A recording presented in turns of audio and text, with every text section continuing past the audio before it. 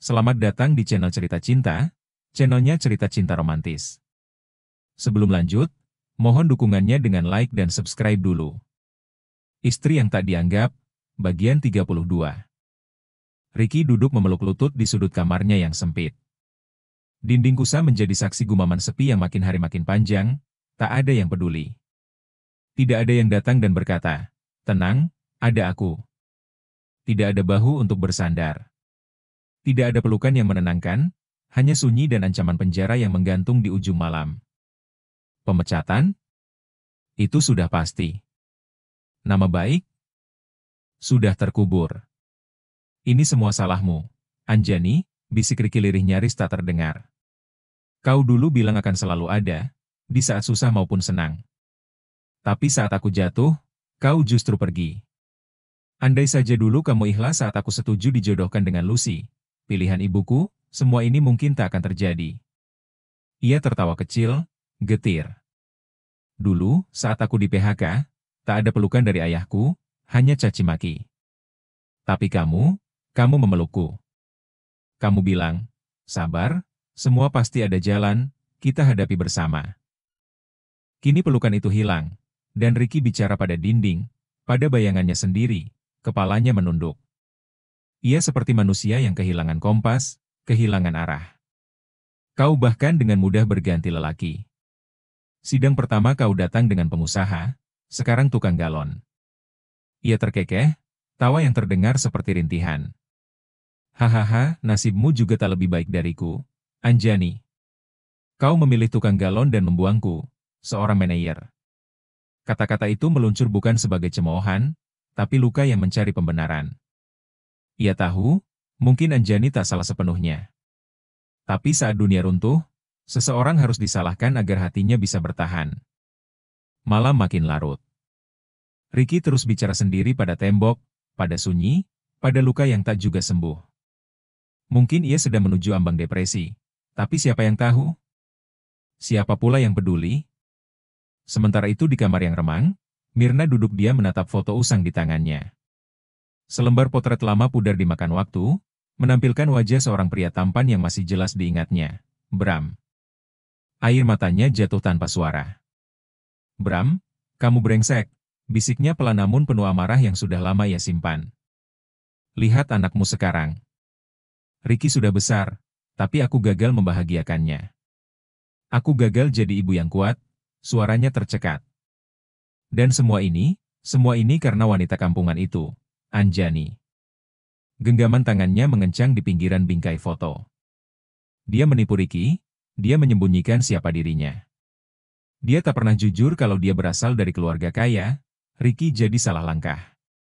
Demi cinta yang dia pikir tulus, anak kita sekarang hancur, dan aku ikut hancur bersamanya. Mirna bangkit. Ia membuka laci lemari dan mengeluarkan kotak perhiasan. Kalung, cincin, gelang ia tumpuk satu persatu di atas kasur, pandangannya kosong.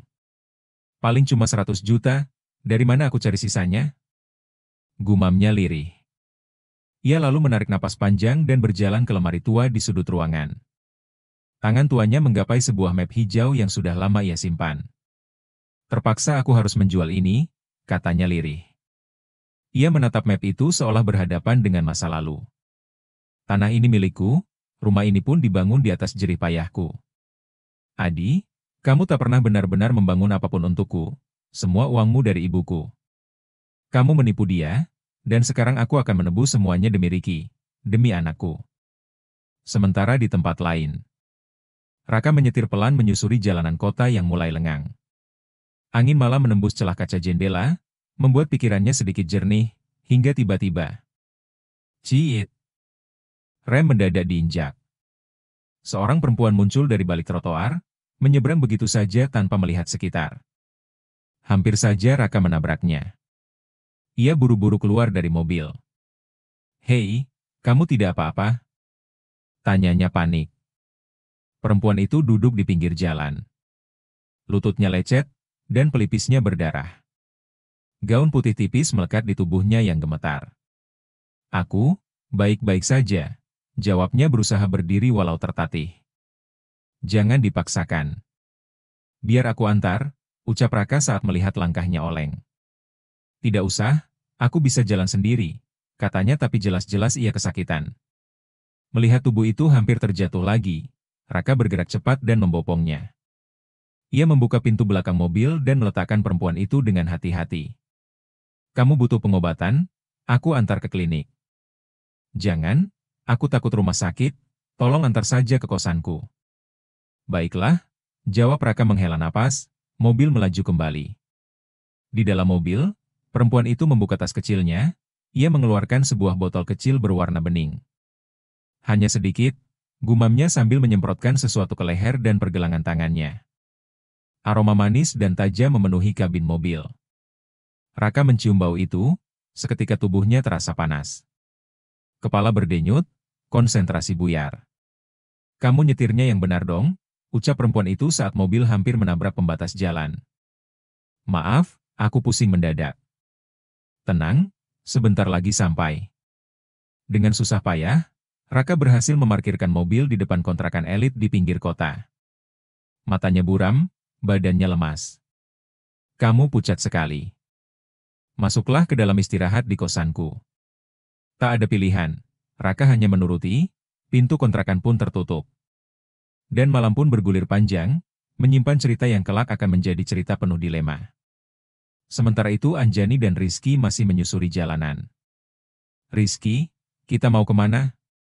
Tanya Anjani, suaranya mulai gugup saat mobil melaju ke arah yang tak dikenal, menyusuri jalan kecil yang perlahan berubah menjadi tanah merah dan akhirnya hutan pinggir kota. Ke rumah orang tuaku, tentu saja, jawab Rizky tenang. Mana ada rumah di tempat seperti ini? Anjani menatap keluar jendela. Pepohonan lebat, akar-akar menggeliat tak ada tanda-tanda peradaban. Coba tebak, struktur hutan ini seperti apa? Ucap Rizky tersenyum samar. Hutan pedalaman. Kalimantan? Tanya Anjani mengerutkan dahi.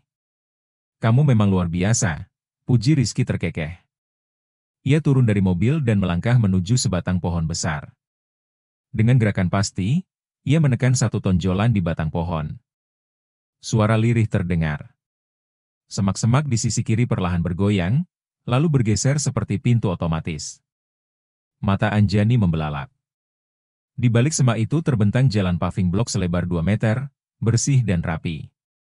Di sisi kanan kirinya berjajar pohon-pohon tua yang tertata seperti penjaga setia. Burung-burung berkicau merdu, angin berhembus lembut membawa harum tanah dan bunga liar. Anjani membuka jendela, menjulurkan kepala dan menghirup udara dalam-dalam. Hutan, I love you. Teriaknya penuh antusias.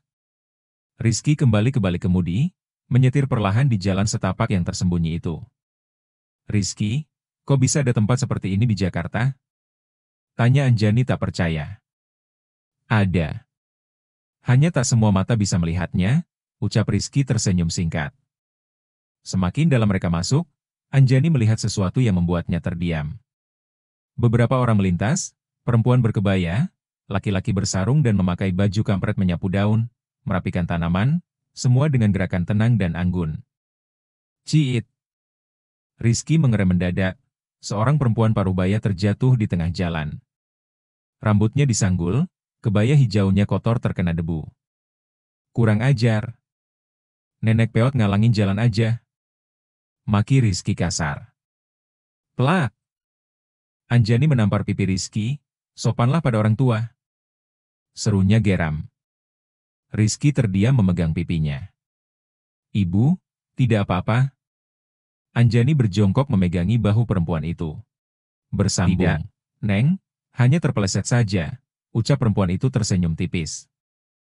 Anjani memandang tajam ke arah Rizky. Napasnya berat, emosinya tertahan di dada. Aku kecewa sama kamu, Rizky, ucap Anjani pelan tapi nadanya menusuk.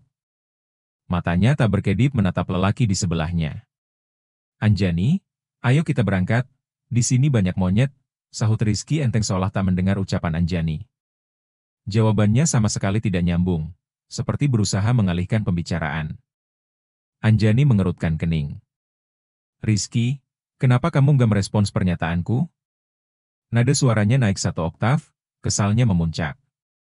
Ya, aku minta maaf, Jawab Rizky akhirnya, singkat dan tanpa ekspresi. Bukan sama aku, sahut Anjani cepat. Kamu harusnya minta maaf sama perempuan tadi. Kamu semena-mena, kasar. Rizky, aku pikir kamu lebih baik dari Raka atau Ricky, tapi ternyata kamu lebih parah, kamu nggak punya empati. Rizky mendengus kecil. Aku harus minta maaf sama siapa? Orangnya aja udah nggak ada. Anjani menoleh ke arah tempat perempuan tadi terjatuh, wajahnya berubah. Astaga, kemana dia? Makanya ayo pergi dari sini. Bisa jadi tadi itu hantu, kata Rizky santai. Bulu kuduk Anjani berdiri, ia mengusap lengannya yang mendadak dingin. Mending kita pulang, yuk. Jangan dong. Safety belum ketemu kamu, ucap Rizky mencoba membujuk. Tapi tempat ini kok jadi serem, kata Anjani ragu. Matanya menatap sekitar, hutan kini terasa sunyi dan asing. Ayolah Anjani, kita lanjutkan. Sebentar lagi juga sampai, ucap Rizky memelas setengah memohon. Anjani menarik napas dalam, ia masih ragu tapi akhirnya mengangguk. Ya sudah, ayo. Rizky kembali menghidupkan mobil dan melaju pelan. Mereka menyusuri hutan dalam kota dengan kecepatan sedang. Suasana sebenarnya tenang. Suara burung, desau angin, aroma tanah basah, membuat hati Anjani sedikit luluh. Di balik ketakutan tadi, ini sebenarnya tempat impiannya. Rumah yang dikelilingi pohon rindang, jauh dari hiruk-pikuk kota. Mobil memasuki sebuah terowongan yang tampak tersembunyi di balik rimbunnya pepohonan. Anjani semakin bingung dengan tempat ini. Rasanya seperti hutan tapi juga bukan hutan sembarangan. Begitu keluar dari terowongan, mereka tiba di halaman sebuah rumah besar bergaya joglo khas Jawa. Anjani melongo. Di sekeliling rumah, terparkir deretan mobil mewah, semua berplat dinas atau berlogo instansi pemerintahan. Kita tadi masuk lewat belakang ya? Gumam Anjani menoleh ke belakang. Jalan tadi tersembunyi, tapi sekarang mereka berada di jalan utama yang lebar. Bahkan ada sebuah kafe mungil dengan taman hidroponik di sampingnya. Aku dulu pernah lihat tempat ini di foto. Tapi nggak nyangka ternyata ini tempatnya, ucap Anjani pelan, matanya tak lepas dari kafe kecil itu. Tempat ini memang sengaja dibuat tersembunyi, sahut Rizky sambil memarkirkan mobil. Biar cuma orang tertentu yang bisa ke sini. Anjani menyipitkan mata ke arah sekumpulan orang yang sedang duduk di pendopo. Rizky, itu kan pejabat-pejabat negara? Bisiknya pelan. Ada Menteri Dalam Negeri, itu Sekjen Kementerian Pendidikan. Hehe, mereka itu cuma pembantu, jawab Rizky enteng. Anjani menoleh cepat. Loh? Pembantu? Iya. Pembantu rakyat, maksudku. Anjani mendecak, kamu ini. Matanya kembali tertuju ke tengah pendopo. Seorang pria parubaya dengan pakaian adat duduk santai di kursi rotan. Orang-orang itu tampak mendengarkan dia dengan seksama. Terus, yang di tengah itu siapa?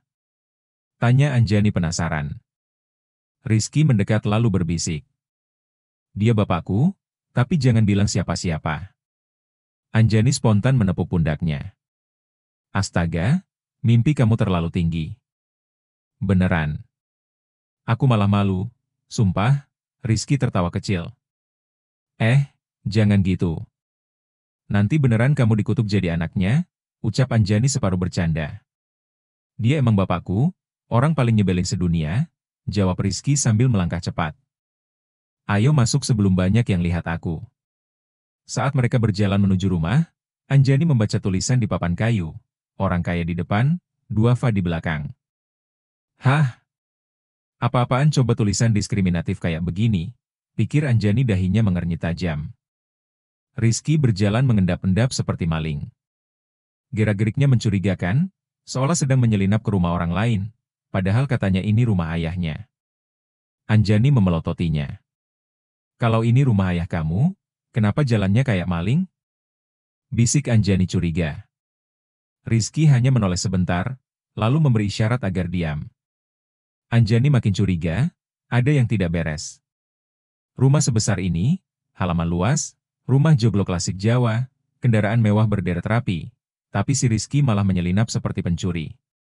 Di jalur depan tadi bahkan ada jalan aspal besar, kafe dengan tanaman hidroponik, dan penjagaan berseragam. Tapi tak ada satupun yang menyapa Rizky, semua bersikap biasa saja. Padahal kalau benar dia anak pemilik rumah, harusnya minimal ada yang menyapa, kan?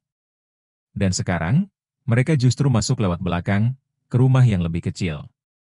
Rumah tradisional, adem, dipenuhi tanaman hias langka, dengan suara air mancur alami. Jauh dari kesan mewah, tapi justru disinilah Anjani merasa nyaman. Mungkin karena suasananya lebih jujur, tidak dibuat-buat. Rizky membuka pintu rumah pelan. "Hei, anak nakal. Kasih minum dulu kalau ada tamu." Tegur suara perempuan dari dalam. Anjani menoleh, matanya membelalak. Itu perempuan berkebaya hijau yang tadi hampir ditabrak Rizky. Perempuan yang jatuh di jalan paving karena ulah Rizky ugal-ugalan. Bersambung.